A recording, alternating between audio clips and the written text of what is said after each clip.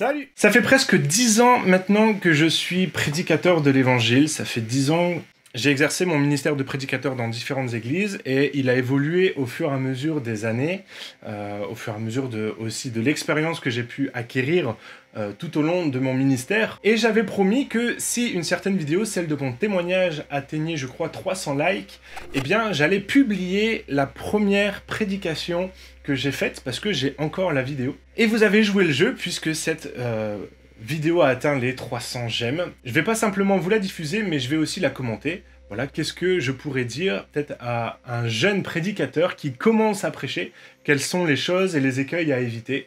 Voilà, donc on va faire ça ensemble.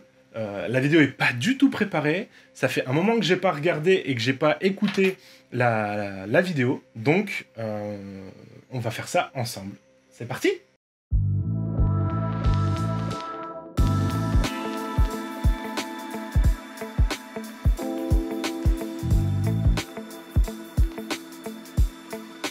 On est le 25 mars 2012, donc ça fait 9 ans, plus de 9 ans maintenant. Donc, je me souviens encore du thème, j'ai parlé de la lèpre. Donc on va voir ce que j'ai dit.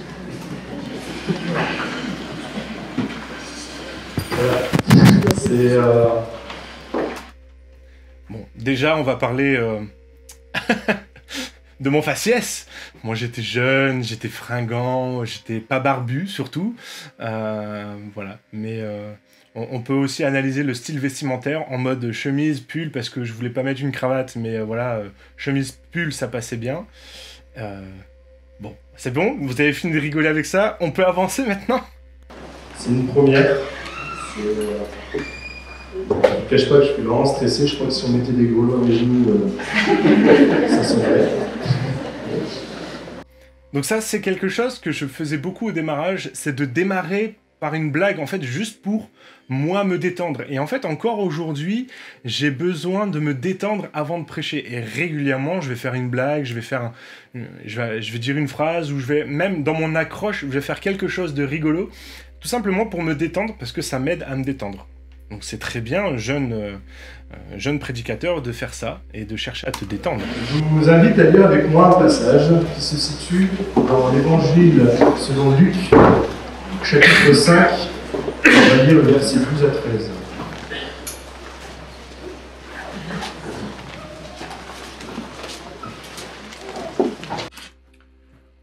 Bon, ça se faisait énormément à l'époque, c'est-à-dire qu'on n'annonçait pas le thème, on n'expliquait pas le contexte, tout ça, on disait « Ok, voilà sur quoi on va lire ce texte-là, allez-y, on y va tous », et donc il se passait 5 minutes, il va se passer 5 minutes où les gens vont juste chercher le texte dans leur Bible, fallait attendre. En plus, on était vraiment dans une dynamique d'évangélisation, donc dans l'auditoire, il y avait plein de gens qui connaissaient pas la Bible, donc qui prenaient, mais ouais, il y a bien 2-3 minutes qui passent où les gens vont juste prendre le temps d'aller ouvrir leur Bible. Aujourd'hui, on a des cultes un peu timés à la pépinière, et donc tous les textes, on les lit nous, on les affiche, on donne les références, et on encourage les gens à prendre des notes pour qu'ils aillent les reméditer chez eux.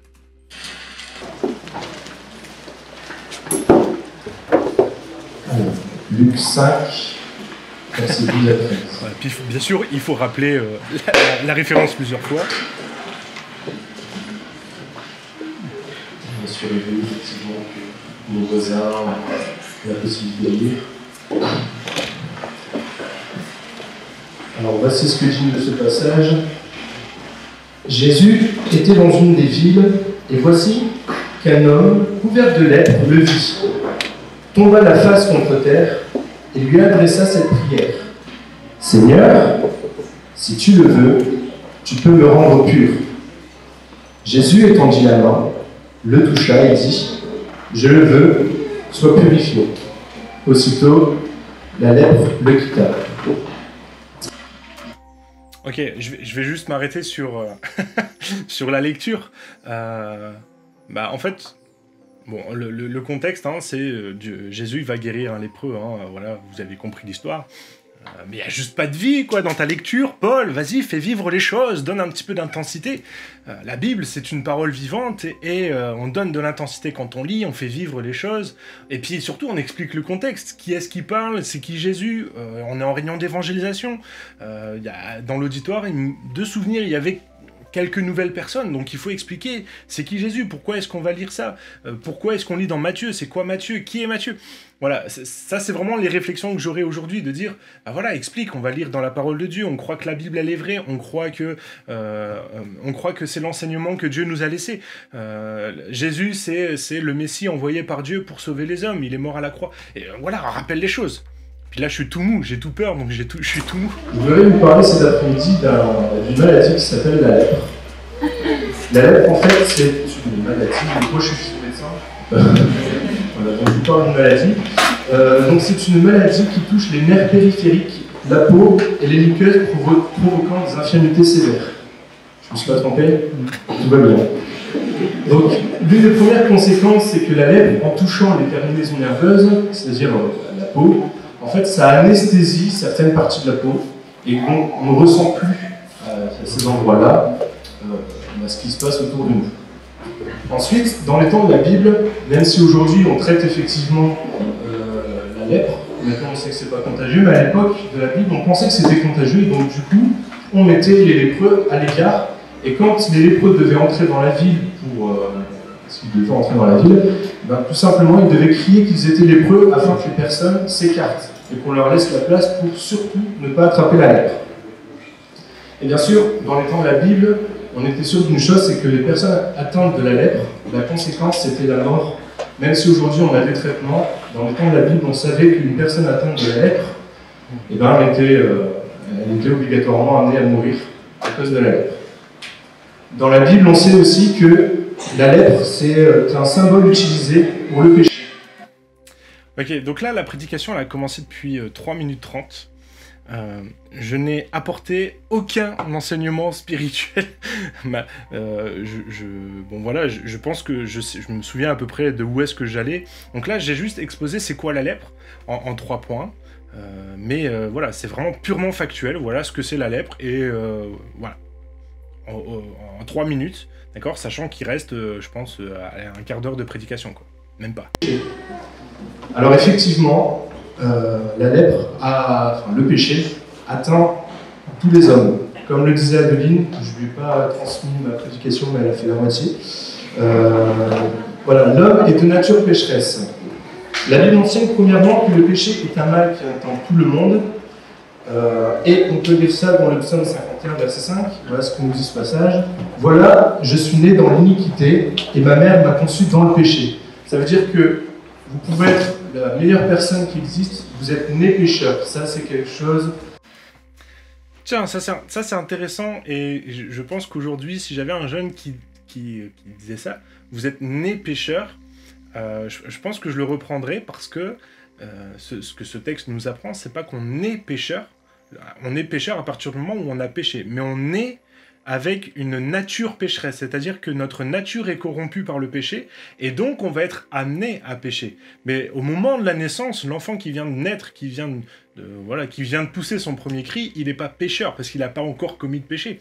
Et d'ailleurs, le premier péché d'un enfant, c'est pas juste après sa naissance, il peut se passer presque 1 an, 2 ans, 3 ans, en fonction de sa maturité, mais la notion du péché, c'est un acte de désobéissance volontaire à Dieu. Et donc, on ne naît pas pécheur. On devient pécheur, mais on est avec une nature corrompue par le péché. Ce qui est globalement assez différent. Donc là, je pense qu'en tant que prédicateur un peu plus affermi, même si je ne suis pas un expert, je pense que ça vaudrait le coup de reprendre ça après avec le jeune prédicateur. D'inévitable, vous êtes né pécheur. L'apôtre Paul pouvait dire aussi que le péché était ancré en nous et qu'à cause de cela, inévitablement, on était amené à faire le mal. Dans l'épître de Paul aux Romains, chapitre 7, versets 19, 20 et 21, il dit « Car je ne fais pas le bien que je veux, mais je fais le mal que je ne veux pas. Or, si je fais ce que je ne veux pas, ce n'est plus moi qui accomplis, mais c'est le péché qui habite en moi. Je trouve donc cette loi pour moi, qui veut faire le bien, Alors, je trouve donc, c'est pas pour moi qui veux faire le bien, que le mal est à ma portée. Voilà, l'homme de Dieu, Paul, pouvait dire qu'il pouvait faire tout ce qu'il voulait pour essayer de faire le bien. C'était le mal qui était attaché à lui, et quoi qu'il arrive, c'était toujours le mal qui prenait le dessus. Alors, je vous ai dit que la lèpre avait cette chose qui provoquait donc, des anesthésies de la peau. Et en fait, l'anesthésie, en fait, c'est ce qui, entre guillemets, on ne ressent plus. Par exemple, si on met de la chaleur, on ne ressent plus la chaleur. Le péché, c'est la même chose. Elle change notre perception du monde qui nous entoure. Quand on est atteint de cette maladie qu'on appelle le péché, on perd cette perception du bien et du mal. Ésaïe chapitre 5, verset 20 dit « Malheur à ceux qui appellent le mal bien et le bien mal, qui changent les ténèbres en lumière et la lumière en ténèbres, qui changent l'amertume en douceur et la douceur en amertume. » On voit bien que déjà, Ésaïe était un prophète qui annonçait donc, ce que Dieu lui avait dit, et on voit qu'il dit déjà, dans les temps à venir, l'homme appellera ce qui est mal bien et ce qui est bien mal. Et on le voit de nos jours, c'est pas rare de voir des gens qui parlent comme une normalité, qui parlent de la pornographie, de la sexualité débridée comme une normalité, alors qu'au contraire, c'est une abomination aux yeux de Dieu. Et je vous invite vraiment à... Ok. Jeune et fringant padawan que j'étais à l'époque, j'y suis peut-être allé un petit peu fort. Le péché, c'est pas juste ce que j'ai cité là. Je pense que le péché, c'est bien plus que ça. C'est un acte de rébellion contre Dieu. Et donc, voilà. Je sais pas si je vais garder tout ce que j'ai dit. Si vous entendez un bip dans la liste, s'il y a vraiment quelque chose que j'ai pas envie que vous entendiez sur cette chaîne YouTube. Je vous invite vraiment à prendre conscience de ça, c'est que la société peut appeler des choses bien, mais ça ne veut pas dire qu'aux yeux de Dieu, ces choses sont bien. Je vais vous montrer un exemple dans la Bible. Alors c'est un exemple, en fait, c'est le péché qu'on fait dans le monde. Dans Genèse chapitre 2, je vous invite à l'ouvrir avec moi. Genèse chapitre 2. Ouais, ça aussi, c'est vraiment les trucs qu'on faisait à l'époque. Voilà, si on reprenait un nouveau texte qu'on invitait à lire, bah ça y est, là, la prédication, elle s'arrêtait et on reprenait 3-4 minutes pour laisser le temps aux gens d'aller chercher le texte, tout ça. Donc là, on va les lire dans Genèse, donc il faut dire, moi j'ai ma grosse Bible, ma bien grosse Bible, je l'ai encore sur mon étagère, ma grosse Bible avec les notes, alors en plus j'ai un tout petit pupitre, donc il faut que je m'arrange avec les notes, bref.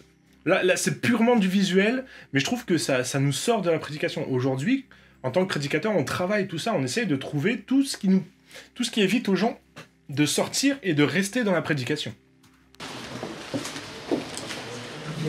On va commencer par le verset 9. Alors Genèse, c'est au tout début de la Bible, c'est le premier livre de la Bible, chapitre 2, verset 9. Alors, donc le verset 9 nous dit « L'Éternel Dieu fit germer du sol toutes sortes d'arbres d'aspect agréable et bon à manger, ainsi que l'arbre de la vie au milieu du jardin et l'arbre de la connaissance du bien et du mal. » On passe au verset 16. Au verset 16, il nous dit « L'Éternel Dieu donna ce commandement à l'homme. Tu pourras manger de tous les arbres du jardin, mais tu ne mangeras pas de l'arbre de la connaissance du bien et du mal, car le jour où tu en mangeras, tu mourras. » Et on passe au chapitre 3, verset 6. La femme vit que l'arbre était bon à manger, agréable à la vue et propre à donner du discernement. Elle prit de son fruit et en mangea. Elle en donna aussi à son mari, qui était avec elle, et il en mangea. Dieu avait donné un ordre précis à l'homme et à la femme, c'est qu'il avait fait pousser un arbre qui s'appelait l'arbre de la connaissance du bien et du mal, et il avait dit, voilà, tu ne mangeras pas de cet arbre. Il y avait plein d'autres arbres autour, mais il ne fallait pas manger de cet arbre. Et donc, on imagine que Adam et Ève vivaient tous les jours dans ce jardin et passaient tous les jours à côté de cet arbre pour aller chercher un autre fruit dans un autre arbre. Tous les jours, ils passaient à côté. Et quand Satan est venu tenter la femme, et tu lui as dit, est-ce que Dieu a réellement dit, est-ce que tu es sûr que Dieu a dit ça? Et à partir de ce moment-là, le péché est entré dans le monde. Et d'un coup, elle regarde l'homme et elle dit, oh, bah, c'est vrai qu'il est bon à manger quand même. Elle était passée à côté tous les jours, et le moment où Satan l'a tenté, elle dit, ah, c'est vrai qu'il a l'air bon à manger. C'est le péché qui rentre dans le monde, et ce péché change notre perception du monde qui nous entoure. Ok. Je pense que là, c'est une hérésie de ce que j'ai dit. Mais comment j'ai pu... Enfin, si, je pense savoir pourquoi j'ai sorti ça. Parce qu'en fait, ma compréhension n'était pas bonne. Le péché n'est pas rentré dans le monde quand il y a eu la tentation. Le péché est entré dans le monde quand il y a eu la désobéissance, quand il y a eu la consommation du fruit. Tout le moment où il y a la tentation, ça reste la tentation. Et la tentation n'est pas le péché. Et d'ailleurs, j'aimerais t'encourager. Si tu es tenté de quelque chose, ça ne veut pas dire que tu es pécheur. Si tu es tenté par quelque chose, bah, tu dois apprendre à lutter contre la tentation en t'appuyant sur Jésus, sur l'Esprit de Dieu, pour vaincre la tentation et passer au-dessus et pour éviter de tomber dans le péché. Ève n'a désobéi qu'à partir du moment où elle a mangé, où elle a croqué. Alors effectivement, la tentation, là ce que le diable fait, c'est ce qui s'appelle la séduction, c'est-à-dire qu'on te ment pour te montrer quelque chose. Et donc ça peut quelque part anesthésier tes émotions, ta réflexion. Mais jamais, jamais le péché est entré dans le monde à la tentation. Le péché est entré dans le monde à la désobéissance. Donc là je prends le jeune prédicateur entre quatre yeux, je lui dis « le péché, il est entré au moment où on a consommé le fruit, pas avant. » Alors je suis d'accord, hein, ça n'enlève pas que, effectivement, le péché vient corrompre notre chair et on pense que des choses mauvaises sont bonnes, mais ce n'est pas du tout le bon texte. En fait, c'est la bonne pensée, mais c'est pas le bon texte. Donc oui, je crois que le péché vient changer notre perception de ce qui est bien et mal, mais ce n'est pas du tout le bon texte à utiliser pour illustrer ce propos-là. C'est pour ça que Ésaïe pouvait dire « Malheur à ceux qui appellent le mal bien et le bien mal ». Une autre conséquence du péché, c'est qu'il nous éloigne de Dieu. Encore une fois, comme l'a dit Adeline, c'est que Dieu, à la création, avait placé l'homme et la femme dans le jardin d'Éden. Et ils vivaient en communion l'un avec l'autre, c'est-à-dire que le Créateur, Dieu, parcourait le jardin pour rendre visite à l'homme et à la femme. Ils vivaient comme ça en communion l'un avec l'autre. Mais le jour où l'homme et la femme ont mangé du fruit, eh ben, il y a eu cette rupture avec Dieu. Dieu a décidé de créer cette rupture avec sa créature, et ainsi l'homme se retrouvait séparé de Dieu. Alors, encore une nouvelle fois, une erreur biblique, une erreur doctrinale. C'est pas Dieu qui décide d'être séparé, c'est que le péché vient nous séparer de Dieu. Celui qui est à l'origine de cette séparation, c'est pas Dieu, c'est le péché qui est ancré en nous. Et c'est ça qui nous sépare de Dieu. Dieu n'a jamais voulu qu'on soit séparé de lui. Ça n'a jamais fait partie de sa volonté. Donc c'est pas Dieu qui a mis une barrière entre nous, c'est le péché qui vient mettre une barrière entre nous et lui. Et Dieu, au contraire, il vient apporter une solution en Jésus-Christ à cette barrière, en disant, voilà, maintenant, au travers du sang de Jésus-Christ, eh bien, la barrière est enlevée, le péché est ôté, et on a de nouveau accès à la présence de Dieu. Donc, c'est pas Dieu qui a mis une barrière, c'est le péché qui met la barrière. Et Dieu en souffre, d'ailleurs, de cette barrière. Ésaïe, chapitre 59, verset 2, nous dit « Mais ce sont vos iniquités, donc les iniquités, c'est vos péchés, qui ont mis une séparation entre vous et votre Dieu. » Et donc encore une fois, j'ai le bon verset, mais j'ai pas du tout la bonne façon de l'exprimer. Ce sont vos péchés qui vous ont caché sa face. Voilà, on voit bien que c'est le péché qui nous éloigne de Dieu, c'est le péché qui nous éloigne de notre Créateur. Et vous savez qu'une créature qui est éloignée de son Créateur, forcément, elle ne peut pas vivre correctement puisqu'elle n'a plus son référent. L'apôtre Paul pouvait dire dans Romains chapitre 3, verset 23, « Car tous ont péché et sont privés de la gloire de Dieu. » Effectivement, le péché, c'est ce qui nous éloigne encore une fois de Dieu, c'est ce qui nous éloigne de la gloire de Dieu. S'il n'y avait pas eu ce péché originel, nous vivrions certainement avec notre Dieu de manière constante. Mais non, comme le péché est entré dans ce monde, nous n'avons plus Nous ne pouvons plus accéder à la gloire de Dieu. Et bien sûr, la conséquence du péché, c'est la mort, comme la lèpre a mené effectivement les personnes à mourir. La première conséquence du péché, c'est la mort. Romains chapitre 6, verset 23, je vous invite à l'ouvrir avec moi. Bah ouais, on est reparti pour 2 minutes de recherche de versets. Hein. Ouais, sur 10 minutes de prédication, t'as 5 minutes de recherche de Romains versets. chapitre 6, verset 23.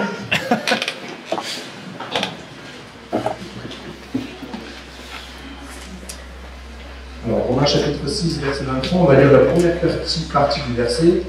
Car le salaire du péché, c'est la mort.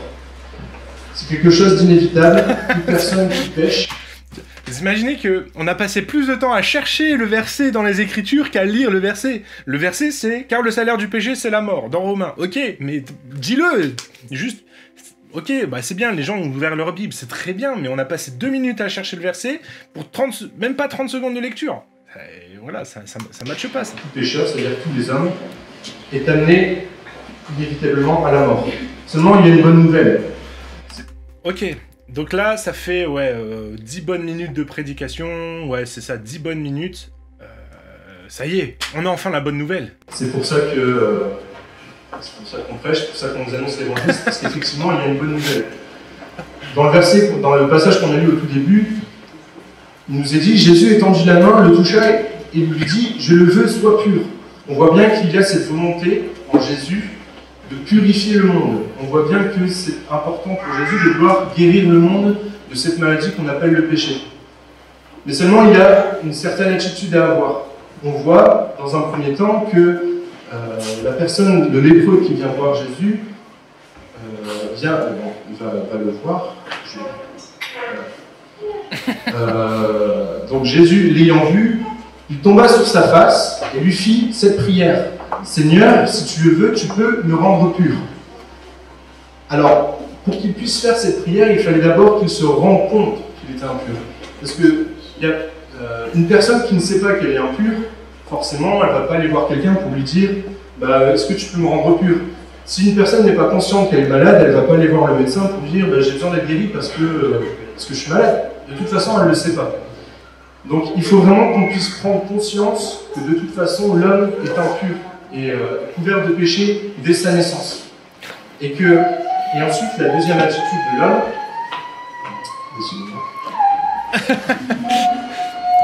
de souvenir...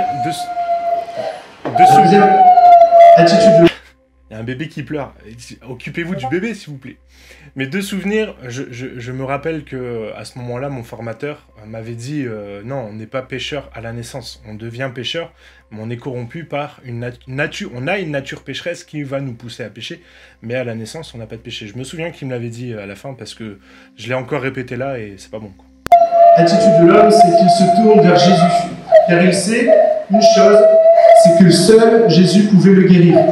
À l'époque de la Bible, on était certain que les lépreux étaient voués à la mort, et on savait...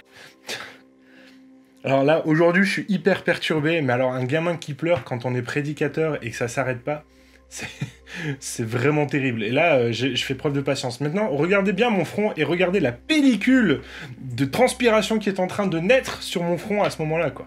Voués à la mort, et on savait que seul Jésus pouvait le guérir. Il savait que seul Jésus pouvait le guérir. Et cet après-midi, c'est ce qu'on veut vous annoncer, c'est cette bonne nouvelle que vous êtes pécheurs, mais que Dieu veut vous guérir, Dieu veut vous bénir. La suite du verset qu'on a lu tout à l'heure, Romains chapitre 6, verset 23, si vous l'avez encore, donc il nous est dit, effectivement, car le salaire du péché, c'est la mort, mais la suite nous dit, mais le don de Dieu, c'est la vie éternelle en Jésus-Christ notre Seigneur. Et ça, c'est la bonne nouvelle. C'est qu'il y a plus de 2000 ans, Jésus est venu sur cette terre, il a vécu une vie d'homme, il est monté sur la croix, et ce sacrifice qu'il a fait à la croix, il l'a fait pour moi, il l'a fait pour les jeunes, et il l'a fait aussi pour vous. Et c'est au travers de ce sacrifice qu'on peut avoir la vie éternelle, qu'on peut être délivré de notre péché. Et pendant que les jeunes, j'ai été vraiment très court, mais pendant que les jeunes vont revenir pour chanter... Ah, c'était le complexe du jeune prédicateur, j'ai prêché 10 minutes, là, 10 minutes, bah ouais, effectivement, bon, on fera le point après. Je voudrais vraiment vous inviter cet après-midi à prendre conscience que vous avez beau être une bonne personne, vous avez beau être quelqu'un de bien, d'être gentil, et bien vous êtes pécheur quoi qu'il arrive.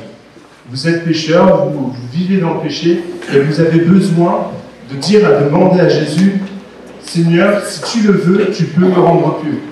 Et pendant que les jeunes chanteront, je vous inviterai voilà, si vous voulez faire cette démarche de demander à Dieu pardon pour vos péchés, comme l'a dit Adeline, de demander pardon à Dieu parce que vous savez que vous êtes pécheur et de revivre cette communion avec Dieu, eh bien, je veux juste vous demander de vous approcher et les serviteurs pourront prier pour vous pendant que ce chant sera chanté par les jeunes.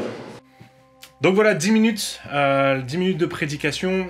Je trouve ça super intéressant d'utiliser un support biblique qui est la lèpre pour parler du péché. Je trouve que c'est super intéressant, mais voilà, sur les 10 minutes de prédication, on a en proportion 8 minutes pour parler du problème et 2 minutes pour parler de la solution. Ce qui en termes de proportion aujourd'hui est un petit peu léger. On va s'appuyer déjà uniquement sur de la théologie. Il y a quand même quelques erreurs théologiques qui sont importantes et qu'il faut rétablir. Donc on ne naît pas pécheur dans le sens où on a péché à la naissance, on devient pécheur parce qu'on est corrompu par une nature pécheresse.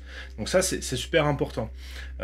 Ensuite, c'est le péché qui nous sépare de Dieu. C'est pas Dieu qui s'éloigne de nous parce qu'on est pécheur. En fait, Dieu ne peut rien admettre d'impur, il en est incapable, il n'en a pas la possibilité, parce qu'en fait, il est saint, il est pur, et à partir du moment où quelque chose d'impur vient souiller quelque chose de pur, alors la chose pure n'est plus pure. Donc Dieu ne peut pas accepter le péché dans sa présence, parce que c'est contre sa nature.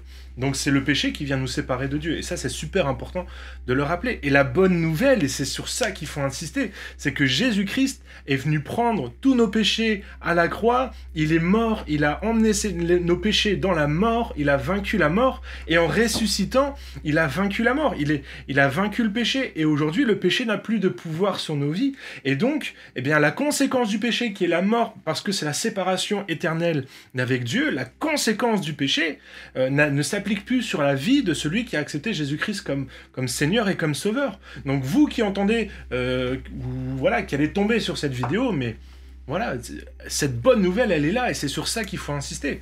J'ai passé trop de temps à parler du péché, à parler des choses comme ça, en plus en insistant sur des choses qui sont pas nécessairement vraies. Les gens, quand on entend prêcher, ils ont besoin de vivre des choses. Il y a 3 niveaux dans une prédication. Premièrement, il y a le niveau théologique, donc là, il faut qu'une prédication soit théologiquement juste, appuyée sur la parole de Dieu, et on voit que, vraiment, j'ai fait une recherche de toujours appuyer chaque point par un verset, et mes versets sont souvent très bons par rapport aux points, mais voilà, il y a quand même des écueils à éviter. Donc ça, c'est le niveau théologique, et c'est le premier point d'une prédication. Ensuite, le deuxième point, c'est le niveau pratique. Il faut qu'une prédication soit pratique, c'est-à-dire qu'il faut que ça ait une application concrète à ma vie. Ça, c'est dans un point, il faut ça. Il faut de la théologie, de la pratique. Et le must de la prédication, ensuite, c'est d'aller chercher le sentiment. Il faut aller chercher le cœur des gens. Il faut leur faire vivre quelque chose. On a été créé être émotionnel, et Dieu nous parle au travers de nos émotions. Donc il faut aller chercher les émotions des personnes, leur expliquer toutes les conséquences. Parce que oui, le salaire du péché, c'est la mort, mais la conséquence du péché dans la vie d'un chrétien, c'est pas juste la mort. Ça détruit ta vie, ça te sépare des choses que tu aimes, ça t'empêche de vivre une vie convenable, ça t'enlise, ça te lie, et tout ça, il faut en parler, en fait. Le péché, c'est pas juste la conséquence de la mort qu'il faut prêcher, c'est tout ce que ça amène. Le péché te détruit, en fait, à petit feu, tu t'en rends pas compte, t'as l'impression que ça te fait du bien, mais ça te détruit petit à petit. Si on parle, par exemple, du mensonge, au début, le mensonge, ça te permet de te couvrir et d'éviter un problème.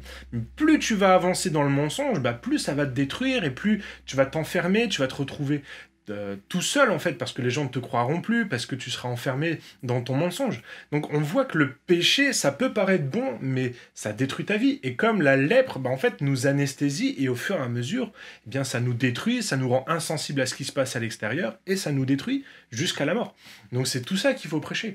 Donc Voilà, pour une première prédication, voilà, il y a une construction, il y a une recherche, voilà, il y a un bon support. Je pense que après, j'avais pas forcément aussi des modèles de prédication. Aujourd'hui, vous tapez des prédications sur Internet, il y en a des milliers, mais à l'époque, on n'avait pas tout ça, donc on faisait avec ce qu'on voyait tous les jours, et donc c'était naturel dans les églises, eh bien, de laisser le temps aux gens d'ouvrir la Bible. Mais je trouve que ça coupe le message. Je vous l'ai dit, sur 10 minutes de prédication, on a presque passé 3 minutes à chercher dans les Écritures des versets, alors qu'on pourrait très bien les lire, voire même les afficher, parce que voilà, on est souvent timé maintenant dans les prédications parce qu'on a plusieurs cultes ou parce qu'on veut éviter d'être trop long. Donc, il faut qu'il y ait du rythme, il faut que ça avance. Et voilà, on a des prédications qui restent bibliques parce qu'on s'appuie sur la Bible. Mais voilà, on aime bien. Il faut aussi qu'il y ait du rythme. On amène des points, des images, des idées, des choses et on donne de la matière. Pour une première prédication, on va dire que c'est pas trop mal. Maintenant, il y aura encore du travail, voilà, d'élocution, du travail dans la posture, dans la théologie aussi. Mais voilà. Pour une première, c'est bien, mais faut pas en rester là, quoi. Voilà, je sais pas si ce type de format peut vous intéresser, un petit peu des vidéos réactions. Voilà, n'hésitez pas à m'envoyer des vidéos sur lesquelles vous voulez que je réagisse. Que ça soit sur le fond ou sur la forme, n'hésitez pas, vous m'envoyez ça, et je verrai un peu ce que je peux en faire. N'hésitez pas à le faire en commentaire ou sur le Discord. Voilà, j'espère que cette vidéo vous a plu. En attendant, lisez votre Bible, méditez-la et mettez-la en pratique, comme d'habitude. Bye!